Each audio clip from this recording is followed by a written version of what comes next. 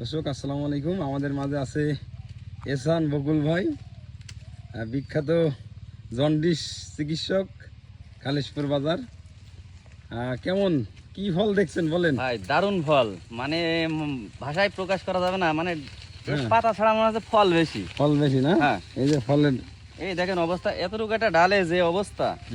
এই গুনলি কয়টি হবে? মানে 1 2 3 4 5 6 7 8 9 10 11 12 13, এইটুকু না ডালে 13।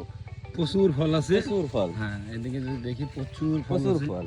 এই যে এটা জাত আছে আপনার আফ্রিকান ইয়েলো কুইন। এই যে প্রচুর বড় বড় গাছ, 8 বছর 10 বছর বয়সের। এই যারা এই হলুদ মালটা চারা নেবেন আমাদের স্ক্রিনে নাম্বারে যোগাযোগ করবেন। আমাদের কবিরাজ সাহেব কত বছর আসেন আমার এখানে? আমি আসি ভাই আজকে 5-7 বছর। তাই না? জি। দর্শকদের উদ্দেশ্যে কি বলবেন? আমি বলবো যে হলুদ মালটা আমাদের বর্তমান বাংলাদেশে এর প্রচলনটা খুব কম, কিন্তু সেই অনুযায়ী আমরা কিন্তু বাইরের রাষ্ট্রে যে ফলটা খাই ওইটা কিন্তু 250 থেকে 300 টাকা দাম। সেটা যদি আমাদের বাংলাদেশের কিছু কৃষক চাষ করে, সেক্ষেত্রে দেখা যাচ্ছে যে 150 টাকাও যদি কেজি বিক্রি হয়, তা আমরা মনে করি যে আমার দেশের কৃষক স্বাবলম্বী। ধন্যবাদ।